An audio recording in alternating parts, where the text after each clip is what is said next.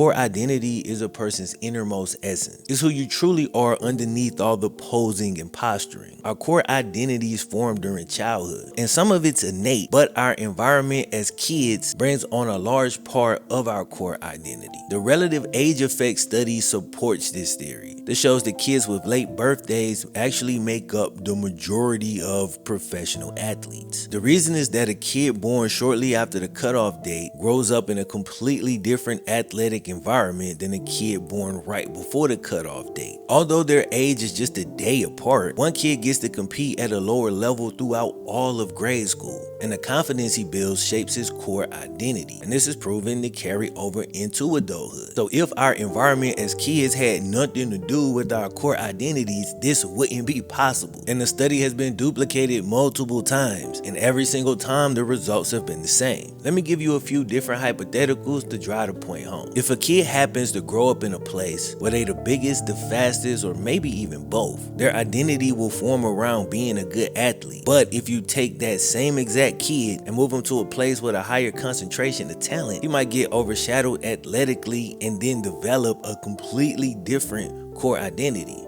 Here he didn't make the basketball team, so in order to stand out, he goes and watches the game wearing his freshest outfit. He then becomes the cool, fashion-forward kid, known for being fresh and having on the latest Jordans. Completely different core identity depending on the circumstances. If you put a B student in a class full of C students, the B student will develop a different core identity than they would if you put them in a class full of A students. In a class with the C students, the B student is the smart kid. In a class with A students, then he's just another kid, average at best. He develops a completely different core identity. So if it's true that identity is built by circumstance, this explains why we sometimes have these identity crises as circumstances change.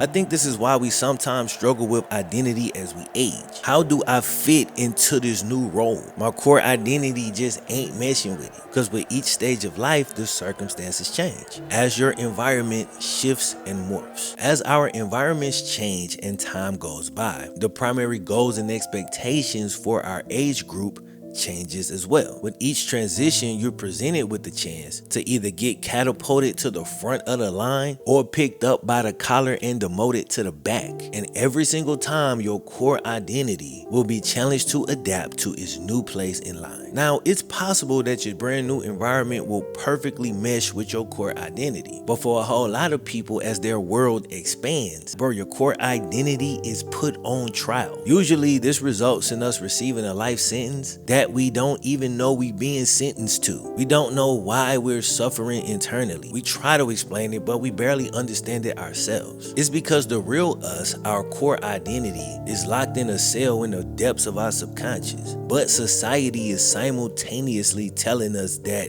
if we're unhappy, then we must be weak, ungrateful malcontents. Men ain't got time to be depressed. We too busy getting money and stupid shit like that. It's like we just don't think. Have you ever heard of a functioning alcoholic? Okay, so you can be depressed and still function. You see this in a lot of popular pockets of men's self-help or men's self-improvement type channels on YouTube. And even though to a trained eye, it's immediately obvious, they always prove to be dealing with the most inner turmoil of them all. Now, if you're the type to complain about everything while never doing anything to better the situation, then maybe that previous malcontent description does actually fit you. It does fit some people, but this article, this whole newsletter and YouTube channel, everything I'm putting down from this point forward is for the people who want to do something about it but might not know exactly what to do. Okay. Here's the core idea of this piece. Our core identity is formed when we're kids, but as our environment and our lives change, those ideas are constantly challenged. Society communicates to us that we need to disconnect from our core identities and become something else entirely. But disconnecting from your core identity is, in truth, a type of death. Once you disconnect from it, you'll never truly feel whole, and you'll likely look to fill that void with something destructive, like substances, women, money, or status. Now, the audience I'm cultivating and the ones of y'all sticking around, I'm sure are mature enough to think with actual nuance. And you can understand that none of these things are inherently bad. It all comes down to how you use them. The mistake most people make is using them to numb their internal struggles instead of actually addressing them. Because once you address the struggles, all the things listed, if utilized properly, can enhance your life. But you have to strike a delicate balance. While we shouldn't disconnect from our core identities, we absolutely have to adapt them properly. If we can do that, then we can feel whole and make the most of our days in this life. And after a quick break, I'm gonna show you exactly how I'm attempting to do that. And I'm gonna break down the steps so you can pursue the same things in your life. Today's video was sponsored by BetterHelp. With certain relationships in your life, talking about certain topics can challenge your identity. And while I'm working to round out the relationships in my life, I can only talk with certain people about certain things. Some of your friends won't get some of your more introspective, emotional stuff. They'll try to solve it with a joke. Other friends will think every time you express a problem that is actually just an indictment on them. So you can't be open because you guard in other people's belief systems and emotions, so you hold everything inside. In my opinion, this is where therapy should come in play. A neutral party who allows you to unpack without judgment. BetterHelp is just one form of therapy, and it's their goal to make starting therapy easier. To start, you simply fill out a quick questionnaire, and they match you with a therapist in as little as a few days. So whether it's BetterHelp or any other form of therapy, if you on this self-improvement journey, you gonna need it at some point. Don't let it use you, bro. Use it as a tool to help you figure yourself out when you feel stuck or confused, or when you dealing with something that the people in your life just can't fully understand without getting their feelings hurt or emotions involved, or if it just challenges your identity within that relationship. If you're struggling and think you'd benefit from a therapy session, click the link in the description or go to betterhelp.com/FlemLo to get 10% off your first month of therapy. But there's two major pitfalls most people succumb to. One, many of us disconnect from our core identities to fit into societal norms and expectations. In that process, we just become glorified bots. Example, Sonny has a passion for collectibles. He could talk about it all day, been like that since he was a kid. But instead of leaning into it and adapting it as he ages, he allows societal forces to suppress his true self. He settles for a woman he doesn't truly connect with, who forces him to get rid of all his collectibles. He saves a few and hide them in the basement, and he got to sneak down there in the dark just to try to be himself. Over the course of years, he slowly buries that part of himself down in that basement. He works an okay job, got an okay wife, and an okay marriage that produces okay IG pictures. He looks the part at social outings, and he's got a date for weddings and stuff that he don't want to go to. He shoves his entire essence into this little ass box, this crevice that society has told him that he's allowed to occupy. This is all that you can be. His wife complains about his lack of romance and his lack of general enthusiasm for life. But Sonny can't connect to those feelings because his spark is gone. He's completely disconnected from his core identity. And at this point, he's basically a bot, an NPC, who is only there for the people who are actually playing the game to have a brief surface level interaction with. This is the reality for way too many people. Two, others might not disconnect from their core identity, but they fail to adapt it to their new environment. They usually stunt their own growth and get trapped at a mental age where their unadapted core identity still fits. I could talk about the former star high school basketball player who's 30 now but still acts like he's in high school, but let's use Sonny again as an example and see how this plays out in his life. In this example, Sonny fills his apartment to the brim with a whole heap of rare toys and collectibles. He has no space for anything else, not in his apartment or in his life. No woman is gonna set foot in his apartment without thinking he's a serial killer or some kind of man-child. He still works an okay job for which he has no passion, but he accepts it because it funds his collectible lifestyle. Sonny grows old and alone, and then one day when he's 57, some kid does a documentary on his life. The documentary is fascinating. Viewers learn a lot, and about 20 minutes in, they start to empathize with Sonny. But then in the last scene of the doc, they realize the true lesson to be taken from his life. The audience sees a grown man, alone and married to his collectibles, a man who feels he's wasted his life. He's filled with regret and wishes to God that he'd done just about everything differently. Then he tries to speak and tears flow down. And in a fit of rage, bro, he knocked all the collectibles off the shelves. He rips them down off the wall, bro, and curses their existence. He now despises the only thing he's loved all his life. He's broken and he's lost because he feels that his passion, his core identity, has robbed him of a meaningful life. He can't get it back because you only get one shot at this. He dies alone, heartbroken, and full of regret. He didn't have this tragic outcome because he pursued his passions. Mentally slap all these people that's trying to convince you of that. He had the tragic outcome because he failed to adapt it. It has to evolve and adapt to your life. So how do we maintain, feed, and remain connected to our core identity as the world shifts around us? Even as the usefulness of our core identity seems to fluctuate non-freaking stop. To answer this question, all we need is luck.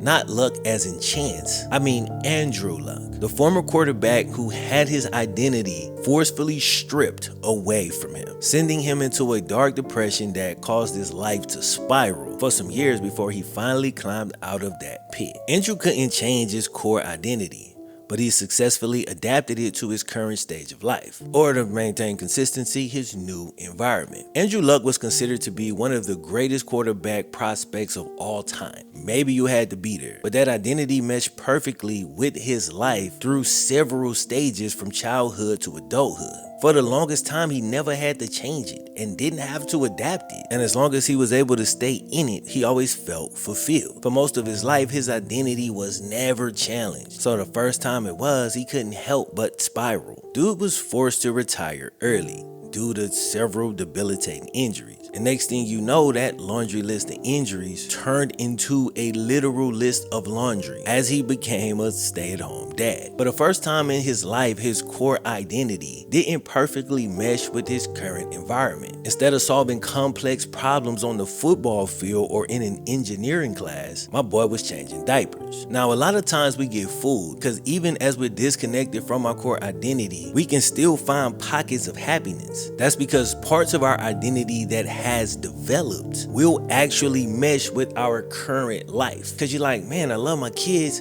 I love my wife, why do I not feel complete? I think you see this a lot with like stay-at-home moms, and I'm about to explain why I believe that is. Like most of us, Andrew Luck discovered that he actually enjoyed parts of this new role, or at least didn't mind them. This is because if you are a real man and you got a wife or kids, being a good husband and being a good dad becomes a part of your identity, as it should. It's great. It's fucking beautiful. But that is not all that you are. That's why you don't feel complete. That's why the void exists. Most people with substance abuse problems, bro, they love their families, but there's still this hole that they're trying to fill. And a lot of times they end up digging themselves into a deeper hole because they feel guilty that they're not satisfied with their life. Like I said, this goes for moms and wives as well. You could be a great mom and wife, but that is not all that you are. You was a person before that. And while you need to respect the union that you're in and respect your kids, don't be out here going all wild, represent them in the best light, but you still need to find ways to connect to your core identity. I think most people can agree with that, but this is the tricky part. So now let's say you're reconnected to your core identity, but the last time you connected to it, you was 15 years old. Now you're 32, and that core identity can't manifest itself the same way it did then. So you have to adapt it to your current stage of life. I've been saying this over and over in different ways so it clicked. Let's stay with Andrew Luck, right? This is how he did it. So he took what he knew about his core identity. He's competitive, analytical, and he likes to build. He wanted to reconnect with that without compromising the new parts of his identity as a great dad and husband. And this is real, because if you watch my Andrew Luck video, honestly one of the best videos I think I've ever made, but during his final days as a football player, he confessed that he wasn't a great husband at that time, but now he's achieved that and he wants to reconnect, but he's not willing to lose the other things that he's built. So he was very careful in how he proceeded when it came to reconnecting to that core identity. First, he worked as a volunteer high school football coach. Check it out. He got to be around the game. He got to be competitive. He got to build in terms of helping those kids develop. And because he was volunteering, he still got to be 100% present and engaged in his wife and his daughter's lives. So that was his first crack at meshing his core identity with his current life, and it set up pretty good. That said, there's always multiple paths. There's lower level connectivity, higher level connectivity, just depending on whatever season you in your life. For him, he didn't get to finish his big pursuit of winning the Super Bowl, so it does make sense that he wanted to go into something a little more high stakes and pursue something larger than volunteer coaching. But he allowed the volunteer work to fully reignite that fire. And then once it was burning at full blast, it was time for Andrew to reach a little higher. So today, Andrew has accepted a larger role that nourishes his core identity, but still allows for the space and freedom to be the dad and husband that he wants to be. He's accepted a position as the general manager at Stanford University. This is actually where he met his wife, so it tethers him to that history. It's also probably where he played his best football, and I'd imagine it's the happiest time he'd had playing the game.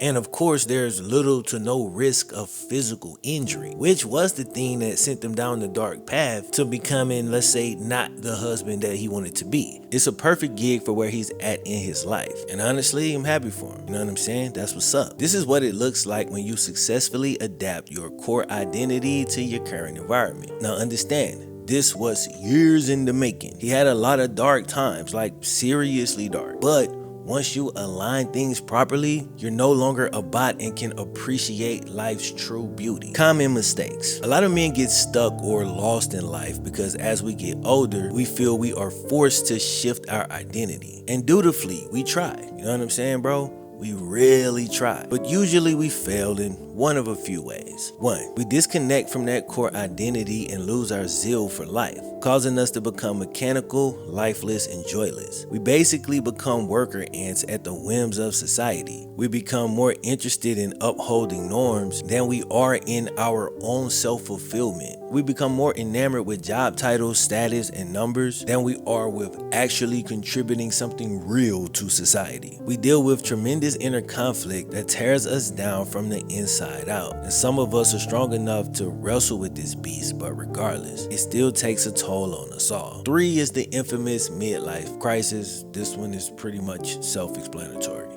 4, we break up our families and build a secret life. We don't know why we're not happy in our normal lives. We usually just blame someone else, usually our wife. So we find a mistress and create this fantasy world that keeps us always on edge, guarding our phones and constantly lying, each one bigger than the last. Unless you really are a sociopath, it's pretty much impossible to experience peace when you are living in that way. 5, we become perpetually distracted by negative bullshit on the news, social media, politics, and sometimes even sports. We pour ourselves too deeply into these things and then confuse our sedation with real life purpose. But it's only surface level and won't truly fill the void that we feel when we're alone. That's probably why you can't stand to be by yourself. You're trying to ignore those screams from within. These are just a few of the familiar outcomes of attempting to suppress your core identity. I'll say this part again. You have to embrace it, but you have to adapt it. How do we do this? First, you got to evaluate your life like an NFL scout. Start with these 3 basics. How old are you? How physically healthy are you?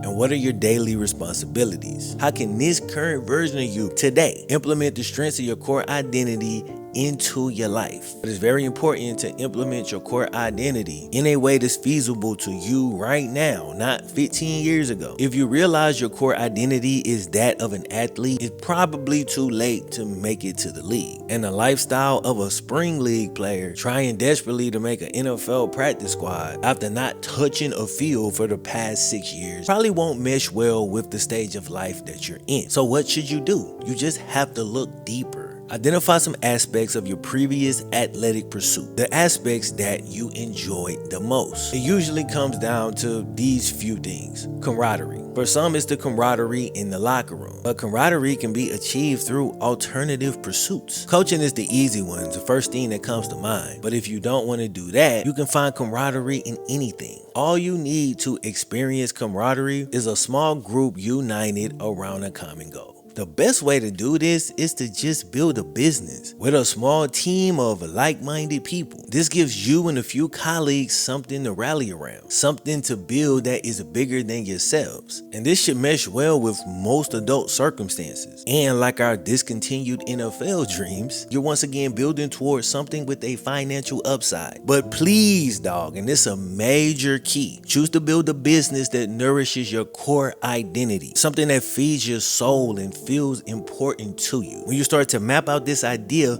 start with the passion, then figure out how to build a bridge to the money. Competitiveness. If you simply like to compete, all you need to do is develop a new skill. When you develop a new skill, you start at the bottom, and it really feeds the competitive parts of you as you see yourself begin to progress. Also, again, we are all adults, so ideally this skill can make you some money. Don't confuse this part with the actual leisure. The leisure is the thing you will attach to this. The leisure is the fun thing on the side. I literally just made a video about this because leisure is key, but that's just not what I'm talking about right here. Here, I'm talking about the main pursuit that you will then attach the leisure activity to. Once you start to build that new primary skill, you'll realize that competition lives everywhere. As a matter of fact, these fields where we're competing for resources get very competitive. So to the competitive people, just understand what I just laid out and then go back to the camaraderie section, because 90% of what I said there also applies directly to you. Other possibilities. Maybe it was the structure for you. Maybe it was just having a larger goal, or maybe it was the routine, the daily practice. You can recreate all of these things in your current life. You just need to identify which part of your core identity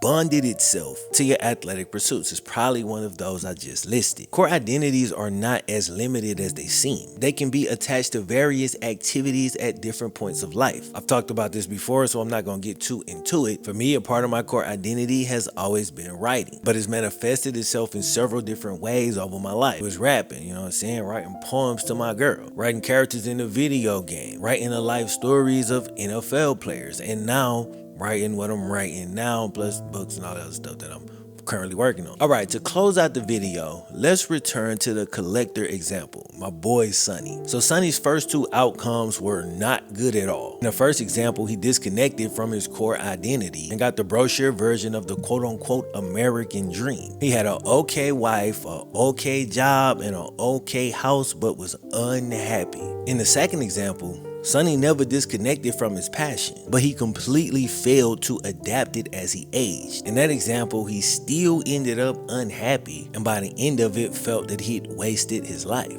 Example 3 represents the ideal outcome. In this example, Sonny starts a blog dedicated to collectibles. He talks about not just the items, but the feelings they induce and how they allow us to live fully in the present while never losing that connection to joyful moments from our past. One of the main themes he talks about is connectivity. At times he talks about the stories the collectibles connect him to way more than he talks about the actual collectibles themselves. He talks about the importance of preserving these artifacts and how they bring him back to a simpler time in his life. He ends up growing a following around his passion, and half of his audience ain't really even into collectibles. They come for the stories, they come for the passion. They now feel connected through Sonny. Eventually, he launches a business behind this, where he reviews rare collectibles from across the world. Not only that, but he brokers the sale of the rare collectibles to enthusiasts worldwide. He takes a commission to act as a broker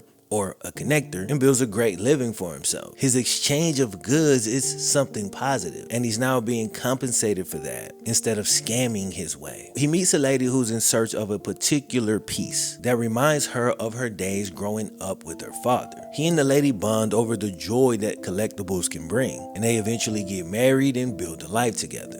He now has a wife who shares in his passion, not one who wants him to bury them deep in the basement. He's built a life from the pursuit of his passions, but this time he adapted it as he aged. His core identity manifested as a collector, but the underlying core identity was that of a connector. Dude connected with the past and later in his life basically acted as a conduit for others to connect. This is one of the best parts of living in a way that connects to your core identity. Just by being yourself and progressing through the natural stages of life and adapting appropriately, you can have a positive impact on others, bettering the world in your own little way. Don't hide those gifts. Bro, we need them.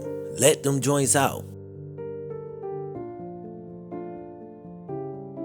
Sonny experiences true fulfillment for the rest of his days. Still has his bad days, still has his rough patches, but he always knows how to get back to himself. Living like this puts everything in line, making priorities clear and keeping you on the right path. So that's the idea, and I'm currently pursuing this. And again, I'm documenting this journey in my newsletter, A Playbook for Life. If you're interested in joining me on this journey and reading these scripts before the videos come out, please subscribe to the newsletter, and if you're new here, the YouTube channel as well. Anyway, bro, I'll catch y'all boys in the next one, man. Peace.